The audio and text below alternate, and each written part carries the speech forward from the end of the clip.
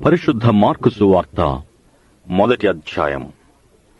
దేవుని కుమారుడైన యేసుక్రీస్తు సువార్త ప్రారంభము. ఇదిగో, నా దూతను నీకు ముందుగా పంపుచున్నాను. అతడు నీ మార్గము సిద్ధపరచును.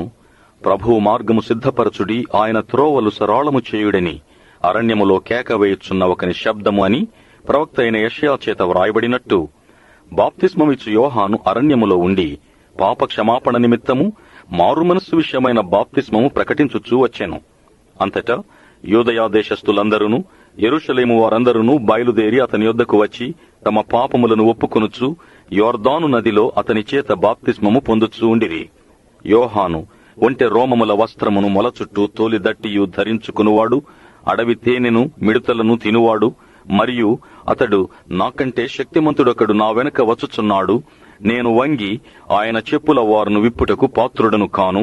నేను నీళ్లలో మీకు బాప్తిస్మం ఇచ్చి తిని గాని ఆయన పరిశుద్ధాత్మలో మీకు బాప్తిస్మమిచ్చునని చెప్పి ప్రకటించుచుండెను. ఆ దినములలో యేసు గలిలయలోని నజరేతు నుండి వచ్చి యోర్దానులో యోహాను చేత బాప్తిస్మము పొందెను.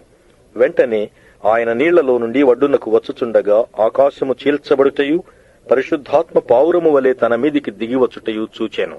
మరియు నీవు నా ప్రియ కుమారుడవు, నీయందు నేను ఆనందించుచున్నానని ఒక శబ్దము ఆకాశము నుండి వచ్చెను. వెంటనే పరిశుద్ధాత్మ ఆయనను అరణ్యములోనికి త్రోసికుని పోయెను. ఆయన సాతాను చేత శోధింపబడుచు అరణ్యములో 40 దినములు అడవి మృగములతో కూడా ఉండెను. మరియు దేవదూతలు ఆయనకు పరిచర్య చేయుచుండిరి. యోహాను చెరపట్టబడిన తరువాత యేసు, కాలము సంపూర్ణమయ్యున్నది, దేవుని రాజ్యము సమీపించియున్నది, మారుమనసు పొంది సువార్త నమ్ముడని చెప్పుచు దేవుని సువార్త ప్రకటించుచు గలిలయకు వచ్చెను. ఆయన గలిలయ సముద్ర తీరమున వెళ్ళుచుండగా సీమోనును సీమోను సహోదరుడగు అంద్రేయయు సముద్రములో వలవేయుట చూచెను. వారు జాలరులు. యేసు, నా వెంబడి రండి, నేను మిమ్మును మనుషులను పట్టు జాలరులనుగా చేసేదనని వారితో చెప్పెను. వెంటనే వారు తమ వలలు విడిచి ఆయనను వెంబడించిరి.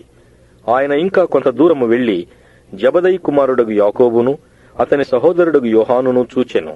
వారు దోణిలో ఉండి తమ వలలు బాగు చేసుకునిచుండిరి. వెంటనే ఆయన వారిని పిలువగా వారు తమ తండ్రి అయిన జబదయిని దోణిలో జీతగాండ్ర యొద్ద విడిచిపెట్టి ఆయనను వెంబడించిరి. అంతటా వారు కపెర్నహూములోనికి వెళ్లిరి. వెంటనే ఆయన విశ్రాంతి దినమున సమాజ మందిరములోనికి పోయి బోధించెను. ఆయన శాస్త్రుల వలె కాక అధికారము గల వాని వలె వారికి బోధించెను గనుక వారు ఆయన బోధకు ఆశ్చర్యపడిరి. ఆ సమయమున వారి సమాజ మందిరములో అపవిత్రాత్మ పట్టిన మనుషుడు ఒకడు ఉండెను.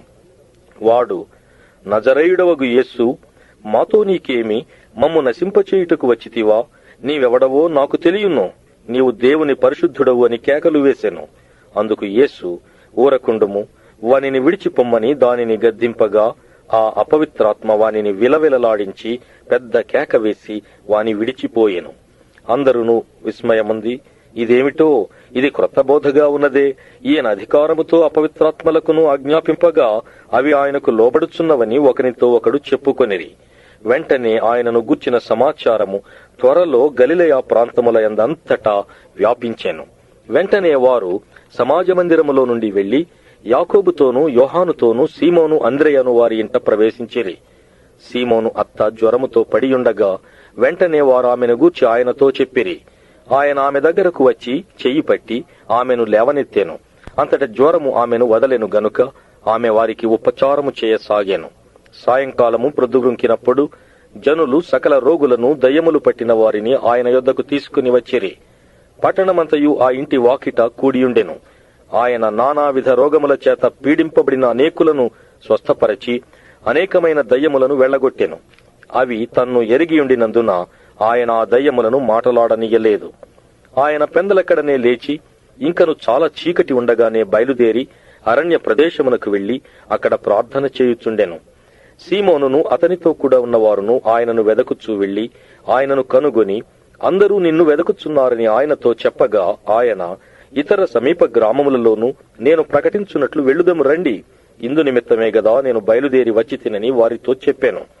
ఆయన గలిలయ అందంతటా వారి సమాజ మందిరములలో ప్రకటించుచు దయ్యములను వెళ్లగొట్టుచూ ఉండెను.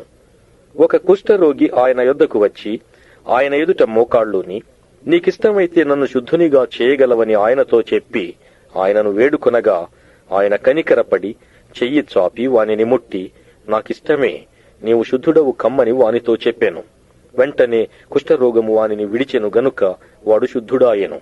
అప్పుడాయన, ఎవనితోనూ ఏమీ చెప్పకు సుమి, కాని నీవు వెళ్లి వారికి సాక్షార్థమై నీ దేహమును యాజకునికి కనపరుచుకుని నీవు శుద్ధుడవైనందుకు మోషే నియమించిన కానుకలను సమర్పించుమని వానికి ఖండితముగా ఆజ్ఞాపించి వెంటనే వానిని పంపివేశాను.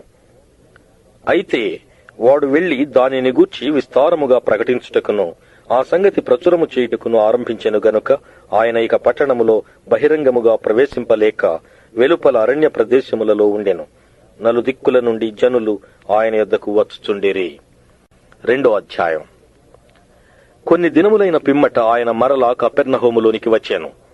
ఆయన ఇంట ఉన్నాడని వినవచ్చినప్పుడు అనేకులు కూడి వచ్చిరి గనుక వాకిటనైనను వారికి స్థలము లేకపోయెను. ఆయన వారికి వాక్యము బోధించుచుండగా కొందరు పక్షవాయువు గల ఒక మనుష్యుని 4 చేత మోయించుకుని ఆయన యొద్దకు తీసుకుని వచ్చిరి. చాలా మంది కూడియున్నందున వారు ఆయన యొద్దకు చేరలేక ఆయన ఉన్న చోటికి పైగా ఇంటి కప్పు విప్పి సందు చేసి పక్షవాయువు గల వానిని పరుపుతోనే దింపేరి. యేసు వారి విశ్వాసము చూచి, కుమారుడా, నీ పాపములు క్షమింపబడి ఉన్నవని పక్షవాయువు గల వానితో చెప్పాను. శాస్త్రులలో కొందరు అక్కడ కూర్చుండి ఉండిరి. వారు, ఇతడు ఇట్లెందుకు చెప్పుచున్నాడు? దేవదూషణ చేయుచున్నాడు గదా, దేవుడొక్కడే తప్ప పాపమును క్షమింపగలవాడెవడని తమ హృదయములలో ఆలోచించుకునేది.